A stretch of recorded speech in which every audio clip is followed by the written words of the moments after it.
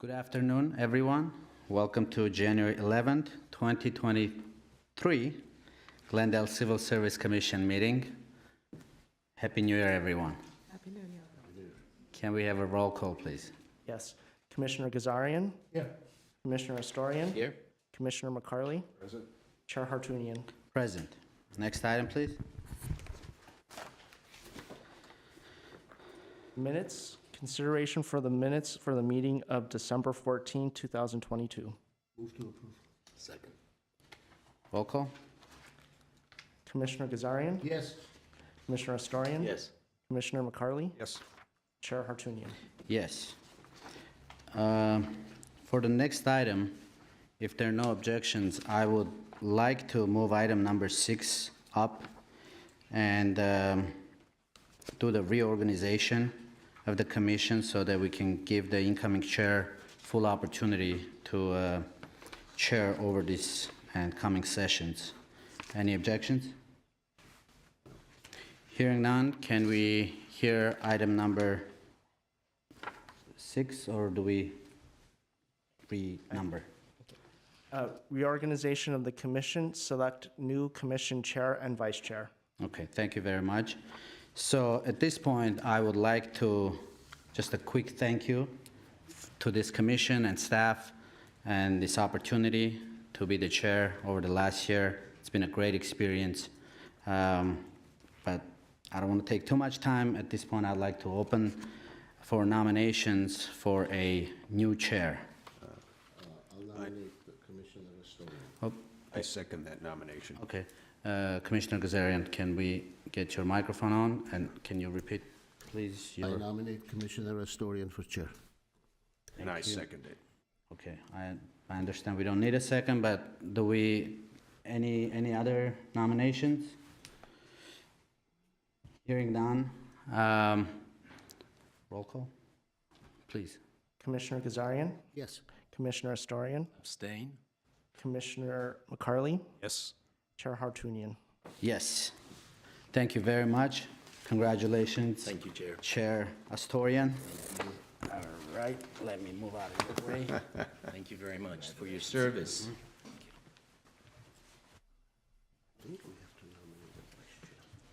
Yes, we need to, we need to nominate the vice chair as well. You'll do it. You'll ask for So it. the floor is open for nominations for vice chair. However, I would like to very much nominate Commissioner McCarley as the vice chair, if there are no objections to that. Hearing none. Mr. Kwan, I think you need to take a roll. Yes.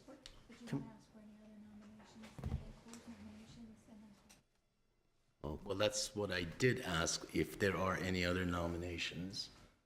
But what is it, what was I'm it? sorry, I heard you say, I'm are there new any to this, objections? Lou. You said, I'm- are there any objections? And there are no objections. So the question is, are there any other nominations? So are there any objections to the nominations of Mark McCarthy, Commissioner McCarthy? No. Hearing none. Are there any other nominations other than our distinguished colleague, Commissioner McCarthy? No. No. Mr. Kwan, we're ready for you. Yes. Commissioner Gazarian, Yes. Commissioner McCarley, Abstain. Commissioner Hartunian, Yes. Chair Astorian. Yes. I'm honored to serve and work with you. Thank you. Congratulations, Vice Chair. Thank you, sir. Next. All right. I believe next item is recruitment. Three. Item 3. Oral communications. Go ahead. Oral communications. Are there any oral communications? Do we have any cards from? We do not have any cards and we do not have any calls. Okay. So let's move on to item number 4, which has to do with recruitment examination report. I'm sorry, Chair, can I take my? Sure. Ask him to read it into the record. You could read it into Yes, the record. Okay. So, recruitment and examination report. May I? Yes, please. Mr. Chair and members of the commission, this is the regular recruitment and examination status report, which represents the current recruitments in process and that our team is currently working on. You'll notice that our team has 80 open recruitments at this time, and those recruitments are at various stages of the examination and selection process. And this report reflects those stages. If the commission has any questions, I'd be happy to answer them. Otherwise, this is a note and file item. Are there any questions for Ms. Adams? Hearing none, Mr. Kwan, the next item on the agenda? Eligible list established. And again, we go back to you, Ms. Adams. Yes, Mr. Chair and members of the commission, the subject before the commission is the regular report that includes all of the eligible lists that were recently established since our meeting on December 14th. The last few weeks have been the traditional holiday season, but still the team had a total of 10 lists established. This report includes the total number of applications and the number of individuals that advanced through the various stages of our examination processes for said position. Again, since our last meeting, we have had 10 lists. 4 were open to the public, 3 were given on a promotional basis, and 3 were both open and promotional. This is a note and file item. However, if the commission has any questions, I will be happy to answer them. Any questions for Ms. Adams? Hearing none, Mr. Kwan, we'll go to the next agenda item. Class specification for approval, police officer series. Ms. Adams. Mr. Chair and members of the commission, before you is a request to receive revise the class specification for police officer series, which was last updated more than 30 years ago in May of 1992. Today, we are seeking the commission's approval to update the essential functions and minimum requirements in order to comply with new state legislation as well as the mandated changes from the California Commission on Peace Officers Standards and Training, commonly referred to as POST, and that recently went into effect. Senate Bill 960 removes the provision that requires peace officers in California be citizens of the United States or permanent residents who are eligible and have applied for citizenship. Senate Bill 960 repeals this requirement, and instead the bill simply requires the individual be legally authorized to work in the United States under federal law. This bill was signed by Governor Newsom in October of 2022. Assembly Bill 89 raised the minimum age for employment for local police officers from 18 to 21 years at the time of appointment. In our city, the minimum age is 20, and it will be raised to 21 per Assembly Bill 89. Assembly Bill 846 is a police reform bill which amends police officer screening standards and job descriptions to eliminate bias and emphasize community policing. The proposed revisions to the essential functions reflect the changes required by Assembly Bill 846. Finally, California Post has made a change to the minimum education requirement and will now recognize the high school equivalency test, in addition to graduation from high school, obtaining a GED, or the CHSPE certificate. There are also some de minimis boilerplate language changes proposed. The Glendale Police Officers Association has been given an opportunity to review the job bulletin for this and has not expressed any concerns. If the commission has any questions, we have both Russ Kwan here from our HR staff, in addition to representatives from the Glendale Police Department, and they are prepared to answer any questions you may have. I have a question. Yeah, please go ahead, Commissioner Gazarian. Can I have the Glendale Police representatives, please? So,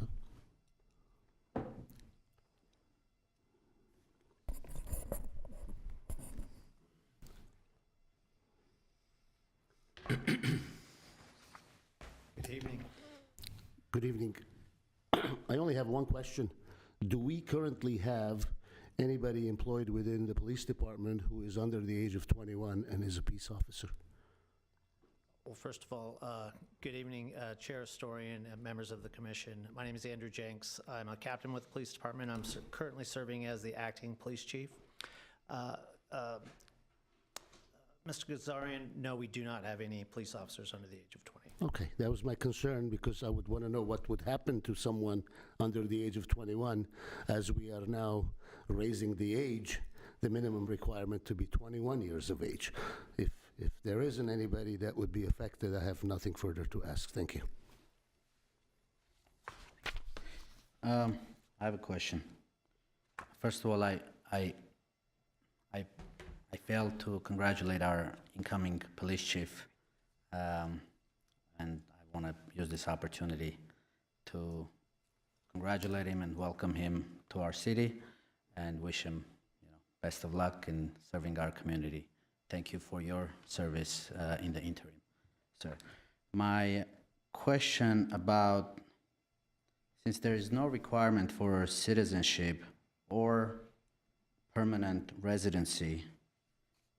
Is there any other process by which to ensure that just because someone is legally authorized to work, is there any length of period of time they're authorized to work? What if they're only authorized to work for 1 year? Do we want to hire somebody who may not be authorized to work beyond a year or 6 months? Mr. Chair, members of the commission, to your first point, the city council appointed Manny Sid as our new police chief. He will be starting on Monday. We're all very much looking forward to it. He'll be a great leader for this department. To your specific question, I want to defer to Lieutenant Quintero, who knows the specifics of the Senate bill. Lieutenant Quintero is the commander of our Professional Standards Bureau. Mr. Chair Historian, members of the commission, with regards to your question specifically addressing, are there going to be any issues or concerns associated with the change in the associated bill? No. As mentioned earlier, as read in a record by Mrs. Adams, as long as they comply, the form is specifically identified as I-9. So as long as they comply with the form I-9, that is what the law requires. Now, for reference, it's as simple as having a government-issued type of identification, whether it's a residence card, passport, and there's other various forms. There's actually 3 sections within that specific form that outline and define who is eligible to work. And that law currently exists. That's in place right now. All right. Thank you, Lieutenant. Welcome, sir. Thank you. Thank you. Mr. Kwan, next item on the agenda? We have to approve. We need a motion. We need a motion for approval. Okay, so Second. roll call, Mr. Kwan. Commissioner Gazarian? Yes. Commissioner McCarley? Yes. Commissioner Hartunian? Yes. Chair Astorian? Yes. Next item. Reports and information, employee job performance evaluations, past due aging report. Thank Ms. you. Adams. Mr. Chair and members of the commission, before you is an informational report on performance evaluation and the return status for the City of Glendale's employees. As you can see, the response rate is nearly 100%, with only 6 evaluations past due, and there are no evaluations on the second notice list. If the commission has any questions, I'd be happy to answer them. Otherwise, this is a note and file item. Any questions for Ms. Adams? No. All right, we can go on to the next item. Police officer recruit, selection process, and presentation. Ms. Adams. Thank you. Mr. Chair and members of the commission, last month, Mr. Abkarian resigned from the commission and raised concern about one of the recruit selection processes. From our perspective, the city has made great progress in the recruitment, selection, retention, and promotion of a diverse workforce. From 2008 through December of 2021, the city has collected data and reported out on that demographic data using different lenses. Our most recent data shows that 13% of employees working for the Glendale Police Department are Armenian, and that is an 84% increase from 2008. In his resignation, Mr. Abkarian stated his decision to leave was based on developments he learned regarding an Armenian officer. My office reviewed the matter and found that the former police recruit in question was unable to meet the physical requirements and standards to successfully complete the pre-academy training, both in September of 2022 and then again in November of 2022. The finding is confirmed by the former police recruit's own statement, as well as the observation of 8 personnel involved in their training, including 3 current or former drill instructors at the Sheriff's Academy. We also found that there is no evidence to substantiate claims that the former police recruit was discriminated against due to their ethnicity or that they suffered retaliation against them by anyone in the Glendale Police Department, nor did the former recruit state that such was the basis for his decision to resign. The former police recruit was invited to attend a pre-academy workout session months before their own session to get acclimated to the physical demands required to succeed, and after being advised that they did not perform well, they were also told that it was essential that they improve their physical conditioning. Unfortunately, the former recruit did not progress to a level where he could complete a single pull-up. We found that with this person, the Glendale Police Department followed its established recruitment and selection process. The former recruit met the eligibility requirements, passed the written test, the pre-background questionnaire, the oral interview, and the physical agility test, which required that they run up a flight of steps, do a beam walk, do a victim removal exercise, and a few other things within 2 minutes and 30 seconds. The physical agility test was designed by a consultant. The former recruit also passed through the final hiring steps consistent with the established selection process. At issue was the accelerated police department circuit training, which was timed and included abdominal crunches, military push-up, minimum of a 440-yard run, and a pull-up. During their interview, the former police recruit admitted that they could have done better and admitted that he could not do a pull-up. In the end, he resigned from the city of Glendale, and he is also welcome to apply again in the future. The same recruitment and selection process and physical standards will be in place. We want to be mindful of the privacy rights of the former recruit, and I'd like to remind you that the former recruit has not filed a complaint. The matter before you is because a former commissioner made an allegation as part of his personal decision to resign from this commission. At our last meeting, I had not yet had an opportunity to assign staff to investigate the accuracy of the perceptions, but we've now done that. I want to underline that this is not a hearing of an individual complaint. This is a review of the police recruitment process and whether such process had a discriminatory effect on any one recruit. We are happy to respond to questions about the recruitment process itself while continuing to protect the personal privacy of the former recruit. If the commission has any questions, I would be happy to try and answer them.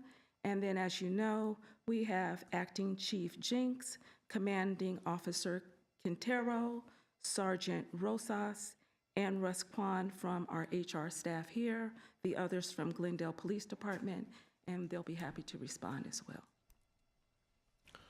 Are there any questions for Ms. Adams or anybody from the department? Again, we're talking about the process as opposed to anything else. Mr. Chair, I want to thank you for the very incisive report that detailed the concerns that I personally had as I heard the allegations made by our former a commissioner who resigned ostensibly for what he believed were instances of discrimination. But I thank you. Thank you, Commissioner. Any other comments for Ms. Adams? Yeah, I also want to extend my thanks to you, Ms. Adams. And I can confirm that following our last meeting, you confirmed immediately that a process is in place. And again, I want to thank you for the detailed report. Just curious about the accelerated training aspect of the exam. Is there any statistics as to how many, what's the passage rate? How many people fail that part of the test? Just trying to understand how difficult the exam is. Mr. Chair, Commissioner Hartunian, what specifically are you seeking clarification on? I guess I'm trying to understand if there are any statistics as to out of, let's say, 10 applicants, how many, is there any statistics, what's the passage rate when it comes to this portion of the exam, the accelerated training part of the exam? So if I understand your question correctly, it's not specific to the during the applicant process as far as what Ms. Adams read in the record. As far as going up the stairs, this is more once during the pre-academy section, if we keep statistics on that, correct? Correct. We do not. Okay. The anecdotally, qualitatively, I can say that we do have a very high passing rate. And that's a discussion, we look at our background investigators as mentors. So every candidate or applicant that comes through the process is assigned a background investigator. That background investigator's job is to guide, mentor, and help them in being successful. We want our candidates to be successful through our program. So part of that discussion as they're mentoring them is for them to set real expectations or goals for them depending on where their fitness level is. Not everybody is physically fit or in a position where they will access right off the bat. We have military personnel that obviously coming out of the military are probably going to be more successful than someone who has not been conditioning or developing some type of regime to be. So in this specific case with our candidate, he had not developed that regime to be successful for the program. But it's very rare because, like I said, through the program, we will offer suggestions. We offer them the ability to come with us and train with us even through that process and help them be successful through the process. Yeah, so if I think I understand the concept, it's not the case that the candidate shows up and faces this challenge and has a one shot, and it's the first time they see it and they either make it or not. Commissioner Hartunian, the baseline during the process is the test that Ms. Adams read in a record. From there, it'll be a good indicator depending on where they qualify, under 2 minutes and 30 seconds, and visually we'll have a good idea as far as where they need to be. That will be communicated by Sergeant Rosas as far as what you need to do to consistently prepare. An additional part of that baseline, other than that test that was designed by the consultant, is additional, what's the word I'm looking for? A high intensity type workout just to warm them up. That's consistent with the test that Ms. Adams read in a record. That's a better indicator of where they are, and we use that as an assessment during that test to also provide direction in making them successful. And then along the way, we're in constant communication, keeping in line with them, having them tell us where they're currently at with running abilities and a variety of everything that they will be exposed to during the process. Thank you, sir. Welcome. Excellent. So thank you, Ms. Adams, Mr. Kwan, and the rest of the team for the celerity of response. That goes a long ways with this commission. We appreciate that. With that, I'd like to move on and to the next item, Mr. Kwan. Code of Conduct presentation. Mr. Garcia.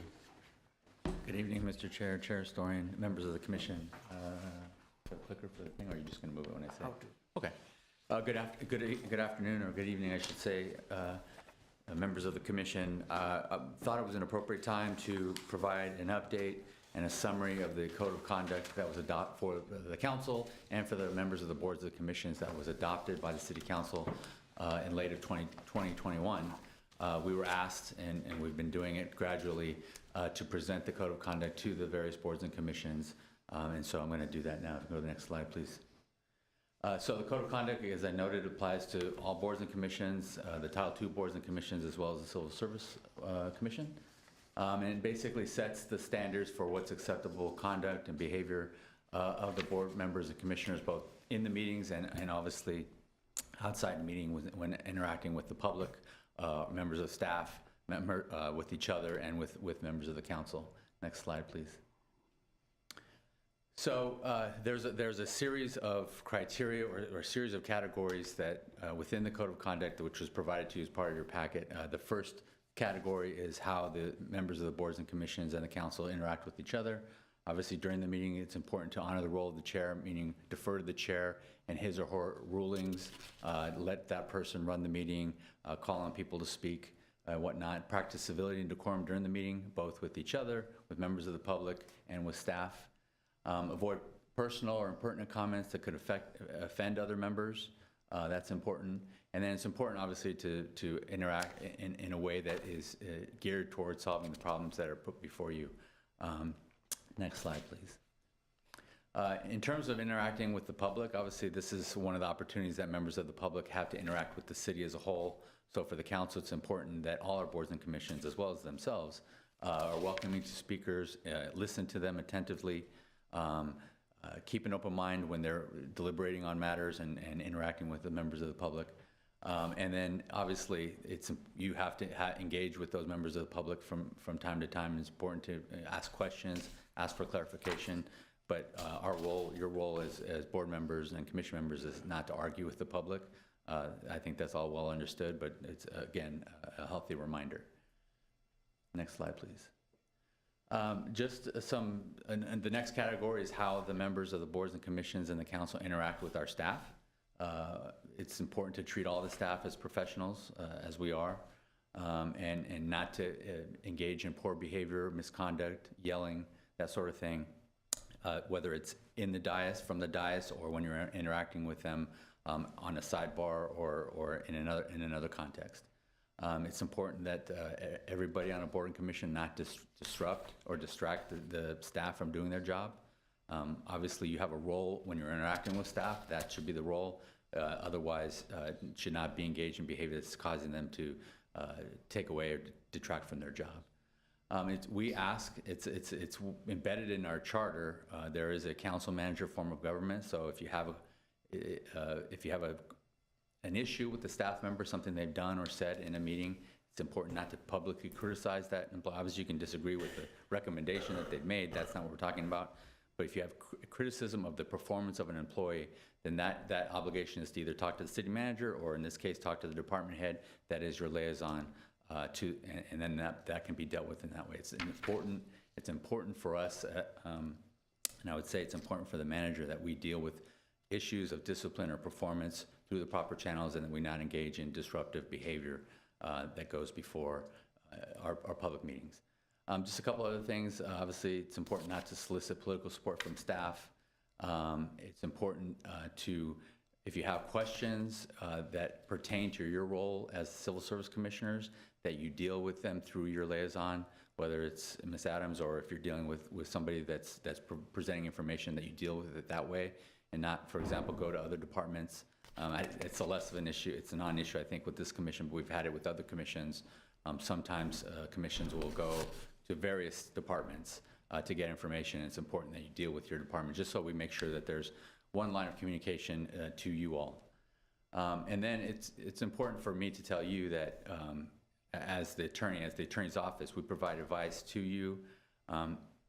There's no individual attorney-client privilege. Obviously, if there's something that pertains to confidential information that you are engaged in as your role, that information remains confidential, but we are not your individual lawyers. I think you all understand that. But again, it's important for me to state that point. Next slide, please. The council wanted to make sure that we had very clear guidelines in terms of what is acceptable and not acceptable conduct of all of our boards and commissions. Some of this, goes without saying, but we wanted to make sure it's in writing. Making sure, again, we're acting professionally, we're not abusive towards anybody, attending the meetings and being prepared for the meetings and participating in the meetings. Again, not asking city employees to perform work that's not related to the commission and not to work on personal matters. Next slide, please. Obviously, criminal conduct is a no-no. Do not engage in conflicts of interest. It's important, obviously, to maintain confidentiality. So if you obtain, and obviously this commission does receive a lot of information in confidence as it relates to personnel matters. It's very important that you keep that in confidence, and I think that has not been an issue. But again, we remind everybody of that. And then again, obviously, do not engage in any conduct that would violate any anti-discrimination law. Next slide, please. Again, drinking when you're acting in your capacity, Commissioner, is not permitted, as well as drinking before an event that you have to participate in your public capacity, to the extent that that's going to cause you to not be with your full capacity and cause you to be inebriated. And again, avoid the appearance of drinking alcoholic beverages during public meetings as well. This was maybe a bigger issue when we were on Zoom, but again, that's an important criteria. Next slide, please. In terms of conduct with the media, and again, I don't think that this particular body has conduct interaction with the media, but it's important not to represent the city outside of official meetings, so not to talk to the press about matters. If there are issues, if you are contacted, the city manager's office does have a public information office who we can make sure we make the contact, and if there is some appropriate comment that may need to be made on something, then it can be made that way. Next slide, please. Social media, obviously more prevalent. I'm not sure how much you all are on it, but again, if you are engaged in social media, it's important that you are identifying that any opinions that you are expressing are your own.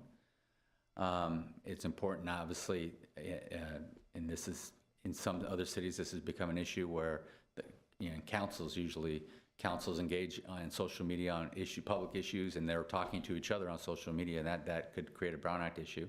In addition, a bill was adopted effective in 2021, AB 992, which is even more limiting the Brown Act, that prohibits any member of a board or commission or a council to comment on in any way of any post of another commissioner or board member. So the rule is 3 for the Brown Act typically, but for social media usage, it's actually 2. So if one of your colleagues makes a comment on a matter that's pertaining to your jurisdiction, you should not comment, respond to it. That includes emojis, thumbs up, whatever. It's off limits. Next slide, please. With respect to your role as quasi-judicial, quasi-adjudicative decision-making, obviously that's a function that this commission engages in regularly. I don't think this is an issue. In the context of planning and land use decisions, some ex-parte communications are permitted, but there's a requirement that they be disclosed in the nature. This body a little bit different because of their hearings involving personnel, and again, not an issue for this commission, but it is important to avoid those ex-parte communications. It's important to make sure any correspondence you receive is forwarded to the secretary of this commission. And again, you all know this, but don't decide a case before you've heard all the evidence. You're the judge and the jury when you're acting in that capacity. It's important to hold off on your decision until you've heard the entire case. Next slide, please. So there is an enforcement component of this with respect to violations or repeated violations of the code of conduct. Some of the remedies include the most severe would be removal if it was a severe and repeated violation. There's also censure by the council, and an individual board or commission can also censure one of its own, provided that it follows through on due process and provides that member the opportunity to present and respond to evidence presented in any type of censure hearing. Next slide, please. As part of the adoption of the Code of Conduct, there is a state law called AB 1235 that requires public officials who are reimbursed for expenses to go through biannual ethics training. The council, as part of this code of conduct, has extended that to all boards and commissions. We've been a little bit delayed in rolling that out, so I'm providing this information. I will send it out to all of you. We're giving everybody, from the time that we talk to each commission, 6 months to complete that training. There are a number of trainings that are free and online, and that's the Department of Justice and the FPPC are probably the way to go because they're free and you can do them at your leisure. The ILG one, it's pretty good actually, but they charge, so we would encourage you, if you want, to use the other ones as well. Next slide, please. And that's it for the code of conduct. I wanted to provide a brief overview and if you have any questions, I'm happy to answer them. Any questions for Mr. Garcia? You must have done a great job, Mr. Garcia. There are no questions, so Great. Thank you. thank you. Mr. Juan. Brown Act presentation. Since I'm here, Mr. Chair, another important component of obviously your role as the chair is to run these meetings, and for the commission is to make sure that our meetings comply with the Brown Act, which is the open meetings law that applies to your meetings. And so next slide, please. There's a number of slides here. I'll go through some of them more quickly than others. I wanted to focus on just a couple of key aspects. Obviously, the purpose of the Brown Act is to make sure our meetings are open, the decision-making is transparent, and that the public has the right to participate, comment on, and provide feedback to any board or commission or legislative body making a decision. So next slide, please. So generally speaking, the Brown Act applies to legislative bodies, which is a body such as this, a body that is appointed by a council or a governing body. And then, so the Brown Act generally requires Brown Act compliance when any legislative body is meeting to discuss, hear, deliberate, or take action on matters within your jurisdiction, requires agendas for the matters that you're going to discuss at a particular meeting, and requires the items that you're going to be discussed be sufficiently described on those agendas, and I'll touch on that. And then the third main component of the open part is a public comment component, which we'll discuss in a little bit, that allows the members of the public to speak on items within your jurisdiction, and then also with items that are specifically on your agenda. Next slide, please. Again, so the Brown Act applies to the council, in our case, any board or commission created by the council, and any standing committee of either the council or these. We don't really have standing committees here in Glendale, but if we did, then it would apply to them as well. Next, please. So the Act applies to meetings, and this is an important definition under the Brown Act. So a meeting there's four elements to a meeting. It's a congregation, a majority of the legislative body at the same time and place, and that means a couple of different things in the context of the Brown Act. And this is the magic language under the Brown Act: to hear, discuss, deliberate, or take action on any matter within your jurisdiction. Next slide, please. So a meeting action means any action, any collective concurrence to do something, to either direct your staff to do something or to vote on something. But action is not the only requirement for, or is not the only thing that triggers the requirement to comply with the Brown Act. Conversations between or among the members of the legislative body about issues that are within your jurisdiction would also be a meeting. So if three of you are someplace and you're having a discussion about something that's in the Civil Service Commission's jurisdiction, and it's not part of an agendized meeting and it doesn't fall within one of the exceptions, which I'll talk about, then that would be a meeting that doesn't comply with the Brown Act. And then deliberation includes the collective acquisition of facts, and that's important. What that means is, just because maybe you might not be discussing an item, if you are there receiving information on an item that pertains to your jurisdiction, the courts have determined that to be deliberation, even if you're not talking. So that, for example, would prohibit the staff, Ms. Adams, from having a collective briefing with all of you before a meeting to discuss what's on the agenda and do all that. And it used to happen way back in the day before this was amended. So that's what that means. Next slide, please. So there are some exceptions that apply, and I'm sure you've encountered these from time to time. So where a majority of you can be in the same place at the same time, and it doesn't trigger the requirement that you have a noticed meeting. The first one, obviously, a conference or similar gathering. It's open to the public, as long as if a majority of the members are there, they're not discussing amongst themselves a matter that's within your subject matter jurisdiction, unless it's part of the program. A similar one, but slightly different, is the community meeting exception. Again, so if an organization other than the city is putting on an event or has not just a social event, but like something pertaining to city affairs, and a majority of a legislative body is there, that's permitted, as long as, again, they don't talk about something that's amongst themselves that's not part of the program. A good example of that is from time to time, one of the homeowners associations will invite a council member to discuss matters that's obviously within the council's jurisdiction. There was Northwest had one not too long ago. And I think 2 of the council members there, but if 3 of them had been there, that would have been okay, because there was an agenda. They were talking about some specific items, and that would have been okay in that context.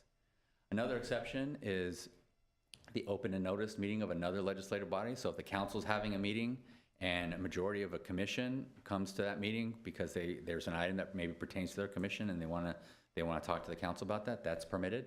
Again, the same exception to the exception, which means the particular commission wouldn't be able to talk amongst themselves other than as part of the program or as part of the agenda in that case. A 4th exception is the social ceremonial occasion. So a lot of social events, ribbon cuttings, holiday parties, you name it. If it's a truly social event, that's obviously another exception. And then individual contact. So nothing prohibits any of you from talking with staff or with members of the public, as long as it's individual and as long as you don't convey what you told them, and they don't convey, that member, whether it's a staff member or a member of the public, doesn't convey what you told them in that particular setting. That's one of the exceptions. Next slide, please. So obviously the Brown Act obviously doesn't only prohibit meetings that are not noticed and agendized with all of you in the same room, but it prohibits serial meetings, meetings using intermediaries or technological devices where you're not necessarily in the same place, but through those intermediaries, or your meeting is conducted either through collective concurrence or by passing information on to various things. I'll provide some examples of that. Next slide. So again, a serial meeting is a series of communications taken as a whole, which involves a majority, and there's some concurrence on some issue. It doesn't have to be an agreement to take action. It could be if it facilitates your understanding of a particular issue through the serial process. And I'll provide some visuals that might help, or it helps advance your understanding of a particular issue. Next slide, please.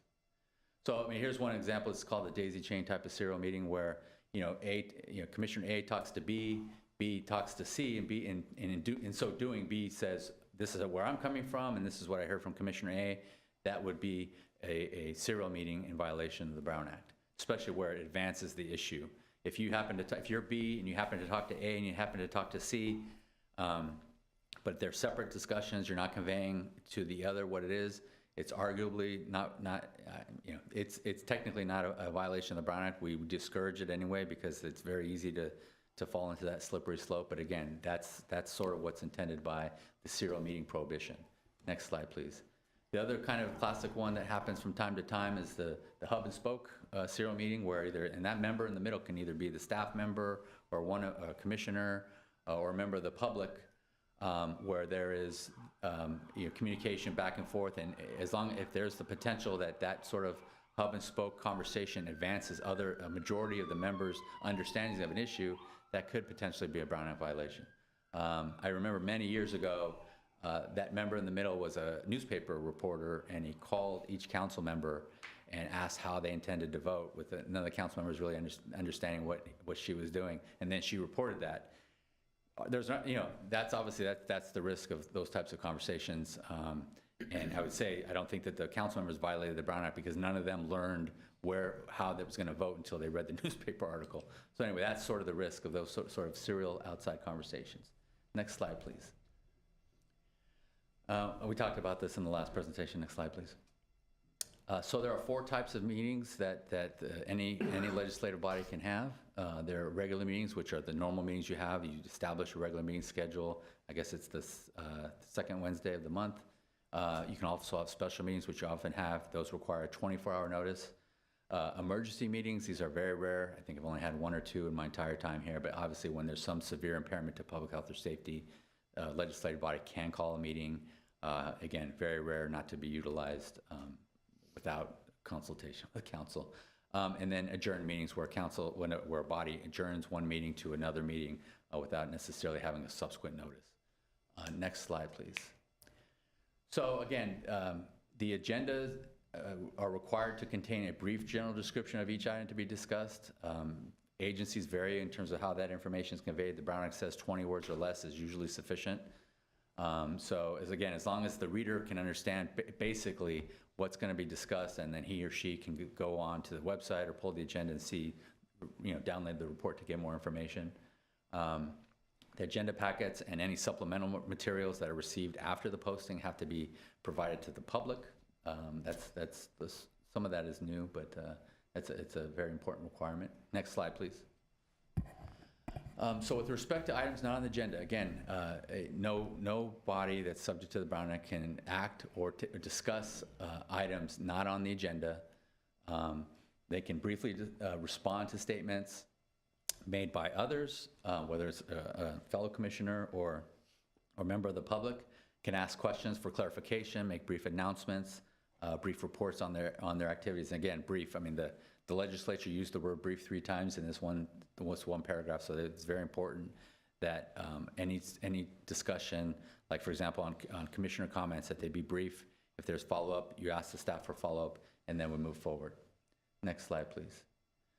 So again, with respect to non-agenda items, if there are rules or procedures that the body has, subject to those procedures, without having something on the agenda, a board or commission can provide reference to staff to follow up on something, request a staff report, or even direct staff to bring something back, as long as it's just asking for something to come back on the agenda. Next slide. But those exceptions, it's very important that there be no action taken, there be no direction to staff to take action other than to bring a report back.